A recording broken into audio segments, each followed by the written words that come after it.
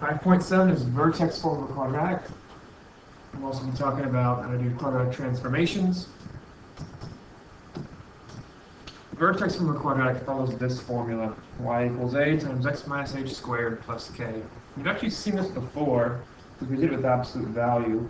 If I had something like this, I know this would have a corner at the point 3,1, which I know I'll say is here. And a slope of 2, and go up 2, right 1. That's how we did absolute value transformations. Quadratic transformations are the same. It has a vertex at the point hk. That's going to be the opposite of this number, but the same as that number, hk. The AOS is at the line x equals h, so this right here is the line x equals h. If the a value is positive, the graph points up. If the a value is negative, the graph points down. And we can still use the a value as the first point after the vertex like we've talked about. It's kind of like a slope, but not really. Let's look at some practice. Here, my h value is -5. It's always the opposite of this. My k value is 4. It's always the same as this. And my a value is -2. So my vertex is going to be at the point -5, 4, right here. That's my vertex. I know this graph is going to point down because the a value is negative. This graph is going to frown. And I can use this kind of like a slope, not really a slope necessarily, but for one step to the right, I go down 2. So I have a point here and a point here. And that only works for one step to the right. It doesn't work for anything beyond that. But I can get 3 points pretty quickly without plugging anything in. At this point, if I wanted to plug stuff in, I could. I could plug -3 in for x. If I do -3, I get -2 times -3 plus 5 squared plus 4. And -3 plus 5 is 2. 2 squared is 4. So that's -8 plus 4, which is -4. This is the point -3, -4 down here. I can get a symmetric point on the other side. I don't really have room for that. So my parabola is going better than that. My parabola is going to go like this. So here, if you want to try and pause and get a step ahead of me, that might be worthwhile. Try and find the vertex of this. You might think this doesn't have a k value. The h value is 2. The k value is actually 0. The a value is 3. So my vertex is at the point 2, 0. Then this is like my first point from the vertex. I can go up 3, right 1, and up 3, left 1. And if I plug in like a 0, I'm going to get out 12. So the point 0, 12 is way, way up here. So this parabola is just going to go like this. Finally, it's very important to remember, if there's no if there's no parentheses around this x of any sort, you can actually put some in. I can always add a 0 in whenever I want. I can say that y equals -1/2 times x minus 0 squared plus 2. So the vertex of this graph is actually at 0, 2. Then my a value is -1/2. That does not mean down 1, right 2. I don't put a point here at down 1, right 2. That's not how that works. It does mean down 1/2, right 1. So I go down 1/2, right 1, down 1/2, left 1. At this point, I'm going to want to plug in some more points. So I'll plug a 2 in for x. If I plug a 2 in for x, I get 4, because 2 squared is 4, times -1/2 is -2, plus 2 is 0. So I actually have the point 2, 0, which means I have the point -2, 0 in this case.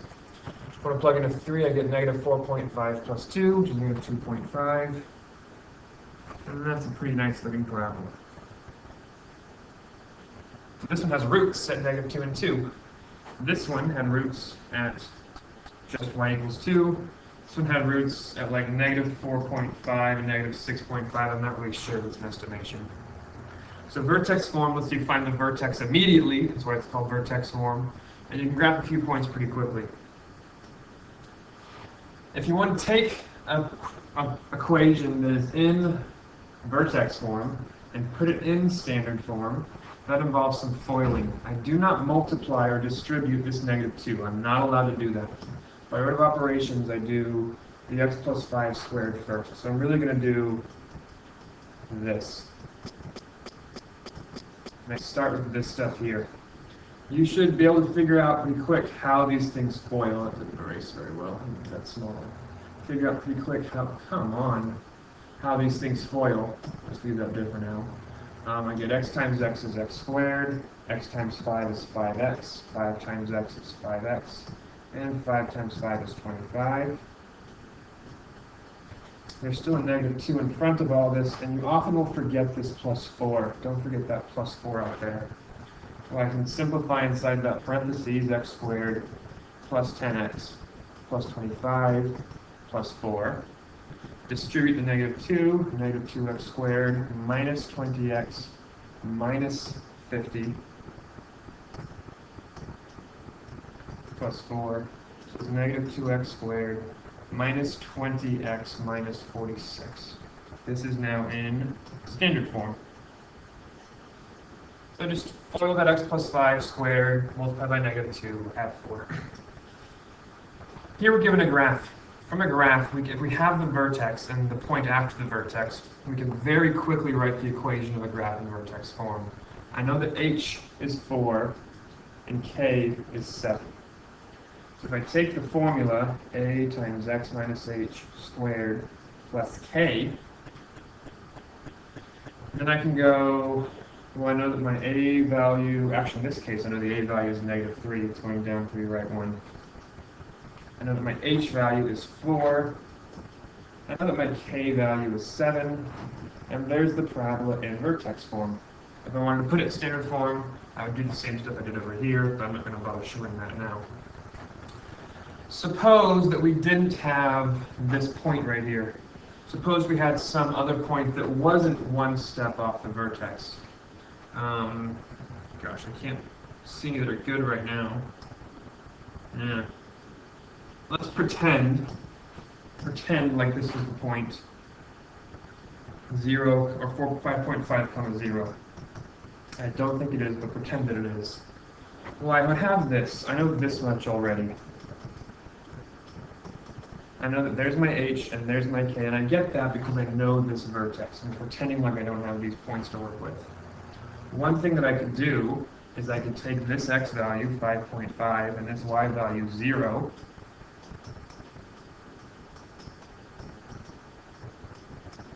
and plug in my a, or I'm sorry, plug this number in for x right here, and this number in for y right here, and solve to find a.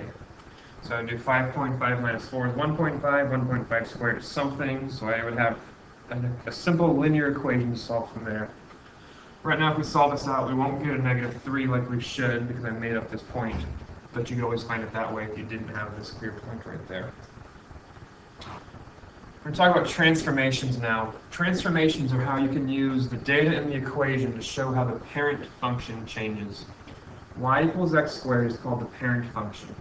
It's the plain old basic stripped down version of a parabola, where it's got that simple curve pointing up, it has a vertex at the origin, it also has a y-intercept at the origin, its roots are also at the origin, pretty much everything happens at the origin.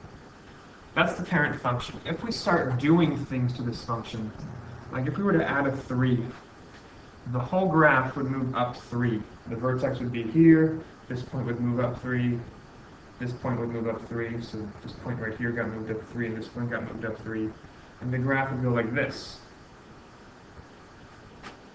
And if you were to subtract a 3, or subtract a 5, or anything really, if we were to subtract a 5, then the whole graph would have gone from here, I didn't graph that very well apparently, down 5. I can show that more plainly on a graphing calculator. Here's y equals x squared. It is the parent function.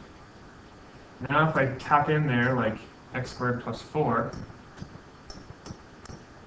it moves the graph up 4.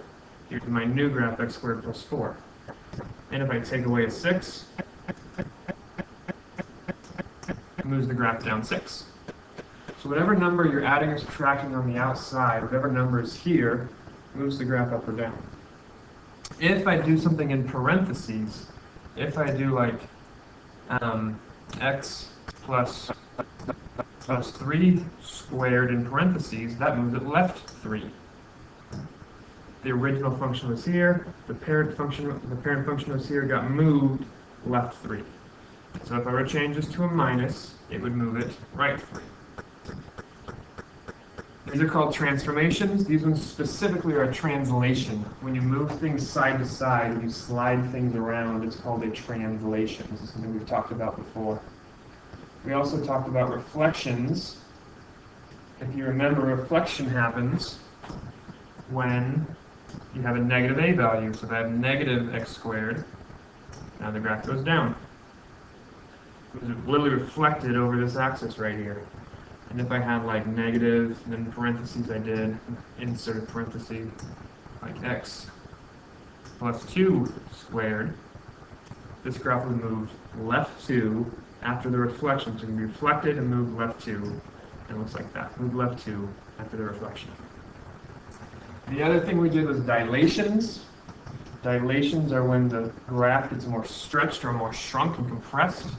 That's when you put a multiplier in front. So if I have 3x squared,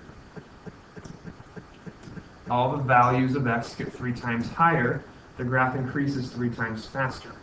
If the a value there is greater than 1, everything gets tighter. The angle gets tighter. If the a value is less than 1, like 0.5x squared, everything gets flatter and more wide. And the smaller that number is, I can do 0.1x squared, it gets much, much wider very quickly. And we can do all those things at once. We can have a reflection that comes if this is negative. I think we should do that in red probably. A reflection that comes if that's negative. We have a dilation that comes whenever this a value is present. Then we can translate things left or right, and we can translate things up or down. All those a's, h's, and k's do these things. So I color coordinated in that way. So, for example, if I had y equals negative 1/2 x plus 3 squared minus 2, I would know that it was reflected over the x-axis. And I'd say it's dilated by a factor of 1/2.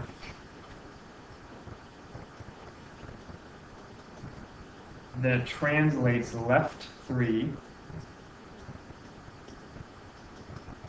and down 2. Please don't say over 3. That doesn't mean anything. And all those transformations take place to the parent function.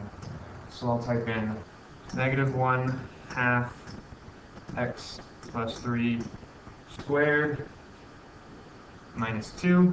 And we can compare the parent function to the new one. It was reflected, it was moved left 3 down 2, it had been reflected, had been dilated. It's opening up a little bit wider than the first one was. The last thing we're going to do is take a quadratic and put it in vertex form. I won't show all of these examples because I don't want this video to take forever. In fact, I'll probably just do a couple. When you do vertex form, all you're doing is completing the square. The problem now is we don't have a number over here, like 0 or 10 or something. We have a variable y. So the stuff we were doing before changes just a little bit. I still start by subtracting a 12 from both sides. And when I do that, now I get y minus 12 equals x squared plus 8x. And that y just kind of hangs out over there the whole time. Right now my b value is 8. So b over 2 is 4. So b over 2 squared is 16. So I add a 16 here, and I add a 16 here. This now becomes y plus 4 equals x squared plus 8x plus 16. I know this can factor into y plus 4 equals x plus 4 squared. Subtract this 4 back from both sides. I get that y equals x plus 4 squared minus 4. This is now in vertex form. The a value is 1, the h value is negative 4, the k value is negative 4. I'll do this one also because this one's a little bit on the dirty side. The first thing I'm going to do is add a 4 to both sides. And that gives me that y plus 4 equals negative 3x squared plus 18x. Divide everything by negative 3, everything. So I'm just going to leave this y plus 4 over negative 3 equals x squared minus 6. Well, my b value is negative 6. So b over 2 is negative 3. So b over 2 squared is 9. I'm going to add a 9 here, 3 minus 6x, excuse me. Add a 9 here, and add a 9 over here. This becomes y plus 4 over negative 3 plus 9 equals, and this can factor into x minus 3 squared. Now here's where some weird stuff kind of, it's not really weird, but it's new, it's different. Now my goal is to get this y back by itself. So I'm going to undo all the stuff I just did. So I start by subtracting a 9 from both sides. Y plus 4 over negative 3 equals x minus 3 squared divided by 9. I'm sorry, x minus 3 squared minus 9. Then I'll multiply everything by 3, negative 3. And that's going to give me y plus 4 equals, this negative 3 I'm going to distribute here, negative 3 times x minus 3 squared. I don't bother foiling or distributing that. And it distributes here, plus 27. Then I finally subtract this 4 from both sides, and I get that y equals negative 3 times x minus 3 squared plus 23. And that's pretty much as bad as we'll make it in this class. Thank you very much. Have a wonderful day.